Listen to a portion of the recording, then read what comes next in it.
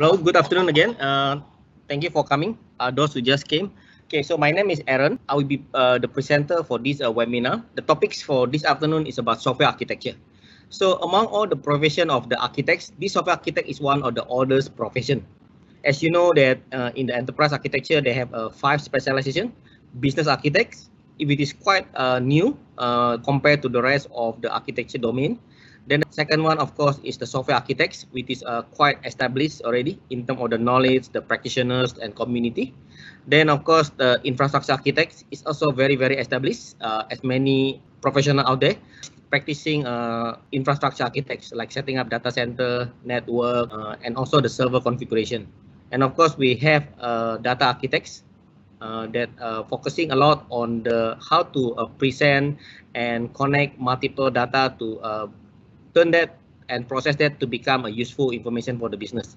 And of course, solution architect, that is actually the previous webinar that I was sharing about the role of solution architect is actually to the architect that you assign into the project to ensure that the project comply and also align with what the architecture has been set by the enterprise architects. So let me just begin topic number one to introduce what is ISA and also ITABOK skill set. So I will do quite briefly this time around because I need to focus more on the content on the software architects. So ISA is the global enterprise architecture professional body founded back then 18 years ago in Austin, Texas. And of course, there are about 70,000 members globally. And also ISA developed the body of knowledge. They call it ITABOK. So ITABOK actually is the collection of the best practices for architects to be productive and relevant in the today context of the digital transformation. And of course, it's non-profit, run by architect volunteers, including myself. And of course, focusing a lot on the competency, on the skill set, rather than the profession. And there are 5 domains that are being addressed by ISA, as I mentioned earlier: business, software, infrastructure, information, as well as solution architects. So basically, ISA discovered that actually someone can be trained as an enterprise architect. So there must be a so-called curriculum, there must be a body of knowledge, and also they have a specialization. So the way that the ISA developed the body of knowledge is that through the worldwide community. So basically, it's from community, and then after that, the review also done by through the community. Then after that, the skill set also validated by the community. So basically, the community of all the architect practitioners from all over the world. And of course, they got qualitative, quantitative, and after that, come out with all the curriculum. So the one that I'm going to share this afternoon is about the software architects. So basically, to give you a preview, what is actually being taught in the software architects. Although actually, among all the architect specialization, the software architect has the most content. In terms of the PowerPoint slide, I think it's about 500 to 600 PowerPoint slide. But I only pick up a couple of them, so it's about 40 of a slide. So to give you a flavor on the what is being covered in the software architects specialization workshop. So of course, the body of knowledge, there are 5 pillars. They got the bottom pillars. The first one is business technology strategy. How can we align our business and technology together? And of course, human dynamic is a very, very important skill set for every, in fact, not only architect, for every professional, if you want to be successful in your career. Because you need to deal with the human, to communicate, to do presentation, to persuade people, and as well as to understand the political tension in the typical enterprise. Then, of course, we have quality attributes, whereby you also need to know about the, like maintainability, security, or the performance, reliability, and etc.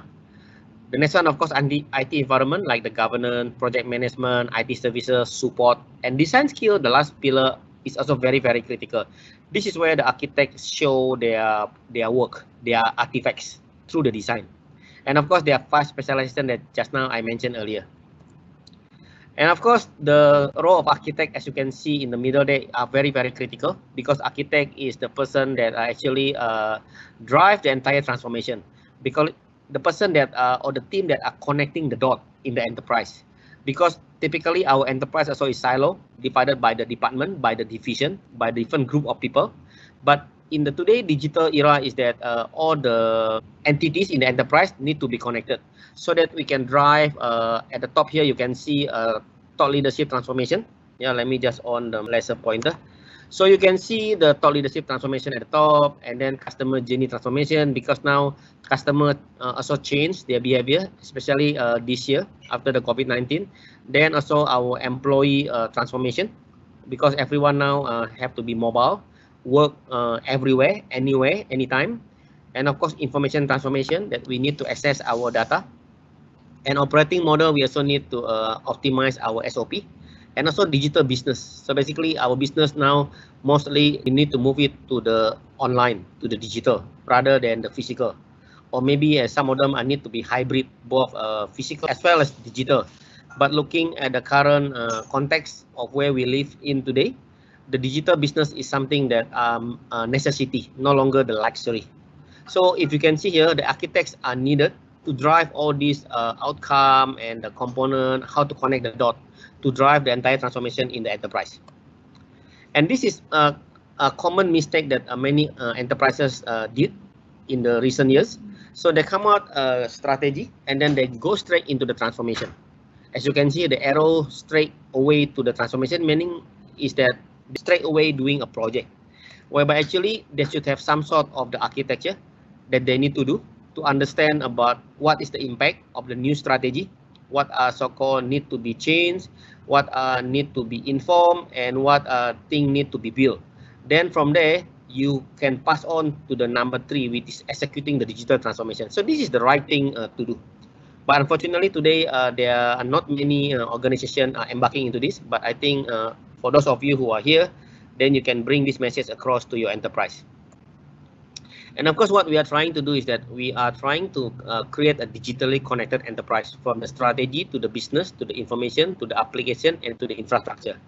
So that at the bottom part, we can do a smooth delivery in terms of running the project and also providing the support. So what we are trying to do actually here is that we need to understand the strategy, both from the business and the IT. Then from there, we are doing the architecture analysis and study to understand the impact in terms of the business, information, application, and the technology. Then all that will be passed on into the delivery team. So this is the preferred way for a successful digital transformation model. So let me move on into the topic number 2 about the key strategic role of enterprise architecture specialization. So of course, as you know, there are 5 domains of architects, but I just want to highlight that this presentation focusing on the software architects. And this is one thing that I just need to put emphasis. Every architect, if you are not a full-time business architect, if you are software architect, solution architect, information architect, or infrastructure architect, your secondary role must be also the business architects. So business architect is something that every architect need to master, because architect need to perform at least 2 or 3 specializations. So your second specialization, if you are not a full-time business architect, must be a business architect. So let me just focus on the software architect definition alone. So software architect is someone who create and refine software architecture and own the application components and connectivity. So the keyword here is connectivity, because as you know that our industry has gone through the last 30 years in terms of computerization.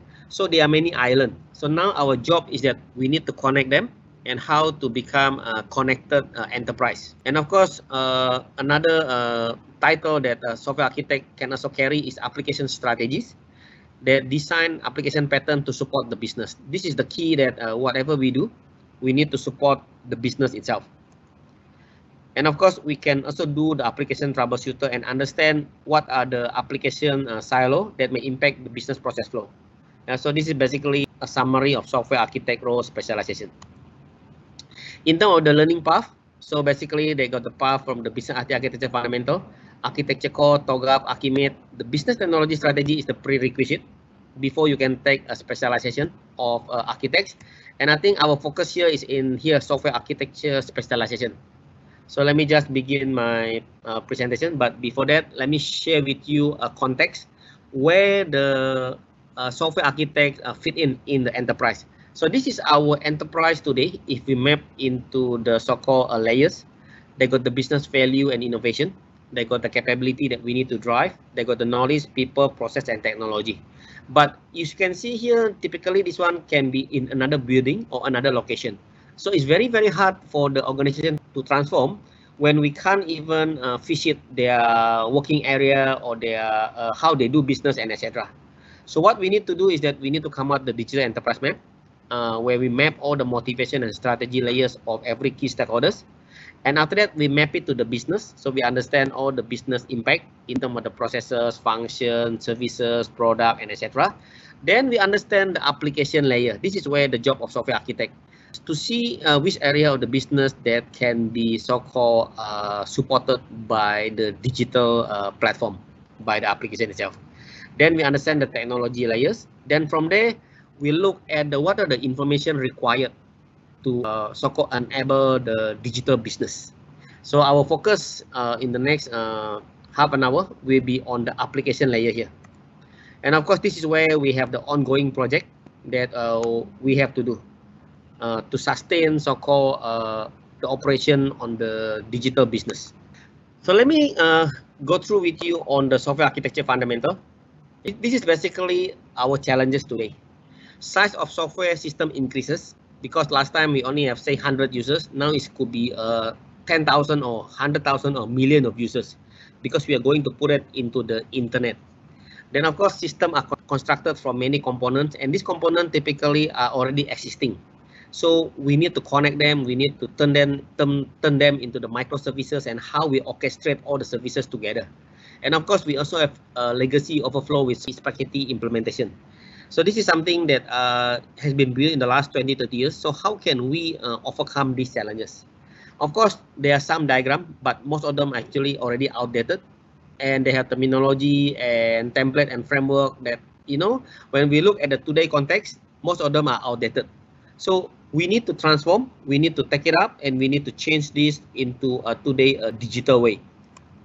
So what is software architects? So software architect is a software intensive system that consists of the structure of the system.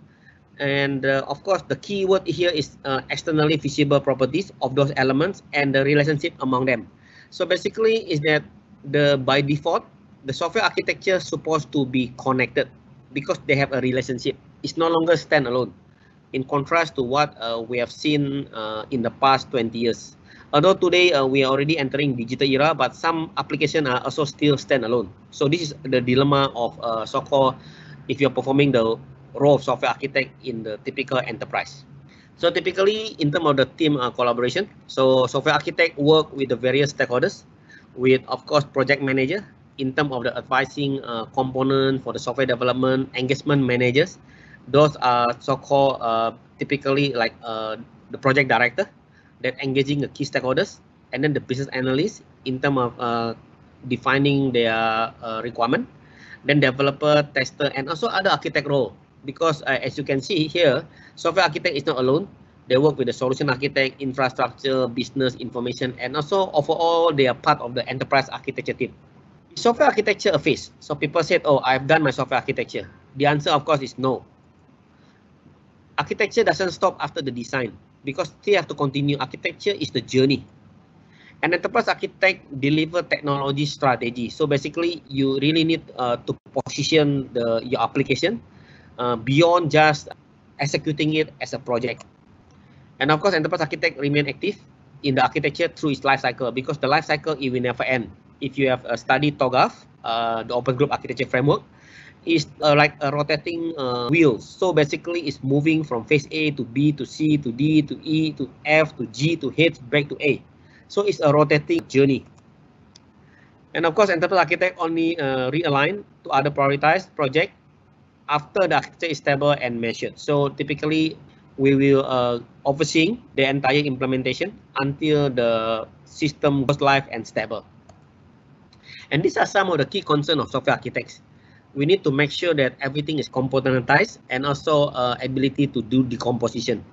And also we need to understand about all the cross-cutting concern, because now we have to connect multiple modules, multiple components that belong to the different key stakeholders. And of course, system integrity is very, very important. And we also need to track system evolution, because the version increasing from 1.0 when the first release to 1.1, 1.2, 2.0, and etc. And of course, we also need to concern on the maintainability, because we don't want to build something that are difficult to maintain, because we anticipate, we expect things to change. So we need to be able to have a system with the easy maintenance. And of course, the most important part is that whatever we build need to be aligned with the business. So who is the software architect? This is something that I want to emphasize. If you don't like people or prefer coding, you cannot become an architect. This is the reality of life. And of course, this is also many of technical people. They have issue talking with people. They would rather use the WhatsApp or the email rather than talking face to face with the people. So as a software architect, if you want to be successful software architect, you need to be able to engage with people rather than engaging with the machine or email and etc. Because we need to interact with the people. And of course, some of the potential to become a software architect, like software designer, domain expert, technologies, compliance expert, software engineering economist, technology strategy. And of course, this is very, very important, as I mentioned earlier, that if you want to be a successful software architect, your secondary role must be the business architects. This is the mandatory, so that whatever software application we design can deliver value to the business. So the value of a software architect, let me just read out this one about the so-called the point of view. A man once approached a well-known surgeon and said, "You make money in a day than I make in a year. I don't think it is fair. Is what you do so special?" The surgeon replied, "Surgery itself is not that complicated. I could probably teach you to do it in a few weeks. What takes the training and the skill is knowing when not to operate and what to do when something goes wrong. Learning those two things can take years." So this is something that are very, very insightful. I can give you another analogy of myself. Actually, a couple of years ago, I got a piping leak in my bathroom, and I'm trying to fix it for many attempts. In fact, I also bought, the tool set to get it fixed, but it's still leaking. Then until at one day I gave up, I called the plumber to come to the house, and the plumber can just, fix it in the I don't know, maybe 10 seconds, and they said no more leaking. And then of course they charged quite a big sum, and actually just used his hand. This is exactly the same like this analogy, right? If for you to become a good software architect, you need to take a lot of practice. You need to take a lot of experience for you to deliver a real job of software architects. And that's why the architect still can demand the premium, because they can solve things that others cannot solve. And of course, software architect also can, people always use a parallel definition as a software designer. But architecture is concentrating on underlying style and pattern, whereby design rely on the creative elements. So actually, what we can see here is that design is part of the architecture, but you cannot equalize comparing the architect to the software designer. Design is the fundamental skill of the software architect, but normally, of course, has to be learned, and design is subject to some rigorous measure, like other architecture and endeavor. So basically, they got some sort of the guideline. If you want to do design for the business architecture, there'll be a guideline. If you want to do design on the software architecture, there'll be a guideline. Let me just continue explaining, because I have some of the example in the next few slides. Software architect also must be have a leadership character or traits, because what happens is that you need to influence your design. You need to basically get the buy-in and support from your implementation team, and your proposal need to be accepted by the business. And human dynamic skills are very, very important also, because what happens is that for a successful technical solution, you need to understand first whatever you do need to be aligned with the business. Then you need to understand the perspective. Perspective here is that you need to know different key stakeholders, what are their concerns, and you need to align with them as well. And you need to be able to communicate about your design, because what happens is that your design, your architecture is only valuable when someone listen to you and someone buy your idea. So we need to be able to communicate. Yeah, despite this is the stress point, the most important part, but some architects, of course, don't practice this. But I think we all know today that we need to practice this type of the human dynamic skills. And of course, some of the concern of software architects also include like how do we do installation, how do we do upgrade from version 1 to version 2, how do we monitor our application services and health. So we also need to adopt certain good tools out there, because today I think there are many good tools available out there, as well as performance monitoring. We also need to know data integrity, compliance, and regulatory concerns, because we need to pass the audit. We also need to do backup and restore, because we do not know what will happen when they got some attack. We need to be able to restore fast. And also we need to know about design pattern, how we can make a software easy to maintain, elegant, as well as very fast to adapt into the new changes that is coming from the business. So this is some of the mantra of the software architects. Systems that are not deployed don't matter. It is. So we can talk, argue, and debate, but if our system is not yet deployed, we don't know whether working or not. System that don't work don't matter. Basically, it's just whatever we do is back to square one. It doesn't work. And system that don't appease the user needs don't matter. So basically, is that whatever we build, if the user do not accept or doesn't meet the needs of the user, our work is also back to square one. And system that don't perform don't matter. So basically, if we write some system that are very slow and user get complaint, and basically is that we also back to square one. And system that are not healthy don't matter. Maybe not stable, easily crash, also don't matter. And system that cannot be measured don't matter. So we can't even know whether we are doing it right, and we don't even know what is the acceptable performance, also don't matter. And system that don't add business value don't matter. So basically is that business say that I'm using this system, or I use manual way, or the previous system is the same. So this is something that we need to take note as a software architects.